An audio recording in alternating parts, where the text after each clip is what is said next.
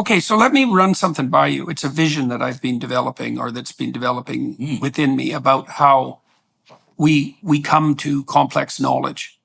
So, and it's a vision of hierarchical mapping, and I think it probably maps on the movement from the right hemisphere to the left. So you tell me what you think about this, all right? So the first strata. So imagine a tree, all right? And I imagine the tree with the trunk of fire, and I imagine the tree emerging from the head of God. That was part of this vision, by the way. We'll leave that in the background for the time being. Okay, so up the trunk, there's a disc, and that disc is the realm of patterns in the world, right? And so what we perceive are patterns in the world, and we perceive functional patterns as obstacles or tools. It's something like that, but the patterns are in the world. So that's the logos of the cosmos, you might say. All right, and then the second tier is the behavioral mapping of that. So, of course, if we're walking across hills and dales, the path of our navigation maps the trajectory of the landscape. And as we interact with each other, we modify our behavior to take the reality of other people into account. And as we maneuver together in groups, we adapt ourselves to the reality of the environment that we're traversing. And so the behavioral realm contains a compressed representation of the, let's say, the underlying patterns of material reality. Yeah. All right. So that's both adaptation and representation, because we can act out things we understand, right? And that would be equivalent to procedural memory in the memory literature, right? Like the knowledge of how to ride a bike, for example, or how to ski. I'll come back to that. Okay. Well, next strata, it's imagination. See, one of the things I was trying to crack is how dreams can contain more information than the dreamer understands, right? Like a work of fiction can be susceptible to analysis because the work of fiction contains more information even than the fiction author intended. Yeah. It's partly because it contains representations of behavior. Yeah. Okay, so we establish an imaginative realm, and it captures some of the contours of the environment, but also some of the contours of the behavioral world. Yeah. And so in our dreams, we have images of action, and those images of action represent social mores and the world. But then there's a further level of abstraction, and that would be the linguistic level. And what the linguistic level seems to me to do is to compress the imaginative level, which is compress the behavioral level, which is in some ways compress the material level. And I'm wondering if that move from novelty to routinization parallels that, right? So we first grip things in this sort of Piagetian sense behaviorally.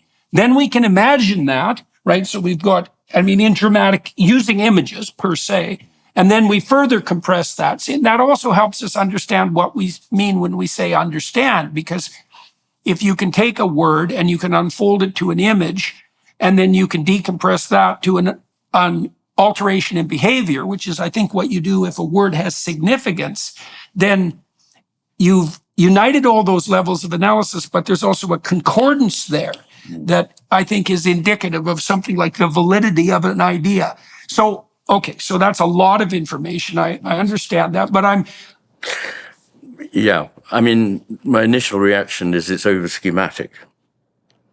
Because I think what's really happening is that experience is taken in at a bodily level and is immediately grasped by the right hemisphere, which is better in touch with the unconscious than the left. But then I think, as you say, we stand back from reality in order to create pattern, to see the way in which things relate.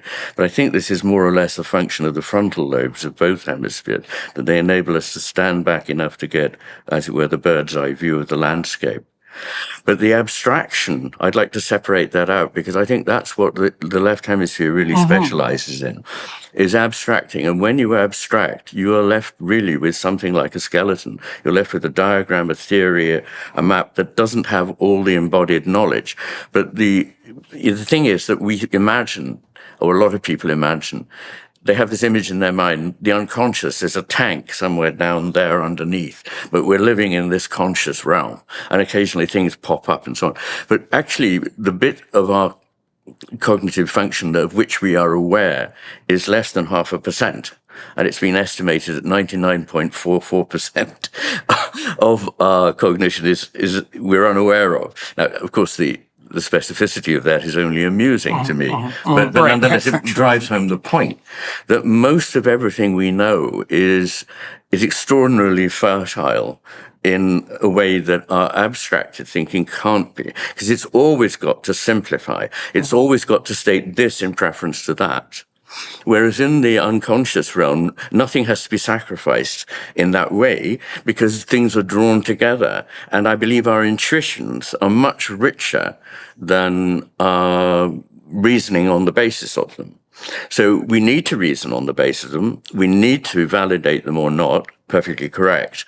But we shouldn't too quickly collapse our intuitions, because our intuitions are able to hold a number of strands that to our expressive intellect seem to be contrary to one another, but they're not. They fulfill one another, importantly, So I believe that the whole onslaught on intuition, which we now find with high-paid psychologists going around businesses telling people not to trust their intuitions, is a scam. And it's a very delusional one. It's encouraging people to disattend to something incredibly important. Now, of course, the intuition can be wrong, but so can just a line of reasoning lead you to the wrong place. Whether you're feeling stressed or anxious, or simply seeking a moment of peace and tranquility, the Hallow app has something for you. Hallow offers an incredible range of guided meditations and prayers that are designed to help you deepen your spirituality and strengthen your connection to God. With Hallow, you can embark on a journey of exploration, diving into different themes and types of prayer and meditation. From gratitude to forgiveness, each session offers a unique experience, sparking your curiosity and deepening your spiritual understanding. Choose different lengths of meditation to fit your schedule, whether you have a few minutes or an hour. This flexibility puts you in control of your own spiritual journey. With its user-friendly interface and hundreds of guided meditations, the Hallow app has quickly become a go-to resource for people seeking spiritual growth and healing. You can download the app for free at hallow.com/Jordan. Set prayer reminders and track your progress along the way. Hallow is truly transformative and will help you connect with your faith on a deeper level. So what are you waiting for? Download the Hallow app today at hallow.com/Jordan. That's hallow.com/Jordan. hallow.com/Jordan for an exclusive 3-month free trial of all 10,000 plus prayers and meditations. So the other thing that struck me when I was reviewing your book last night, it was something like you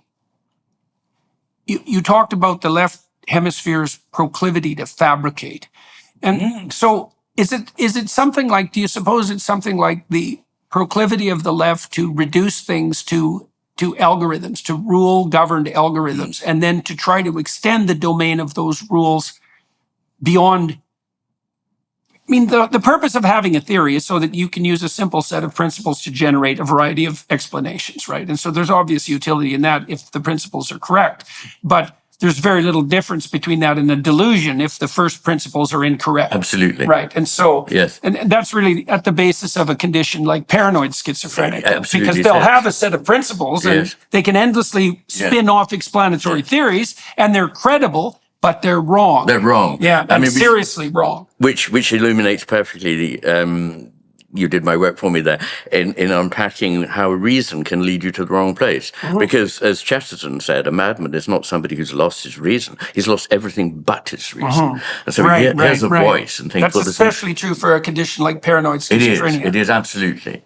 And Eugene Mankowski, the Franco-Polish psychiatrist and philosopher, wrote about this very, very beautifully about schizophrenia and effectively illuminating the difference between the left hemisphere and the right, because I see schizophrenia as a condition in which the left hemisphere is in overdrive and the right in an attempt, if you like, to compensate for a hypo-functioning right hemisphere.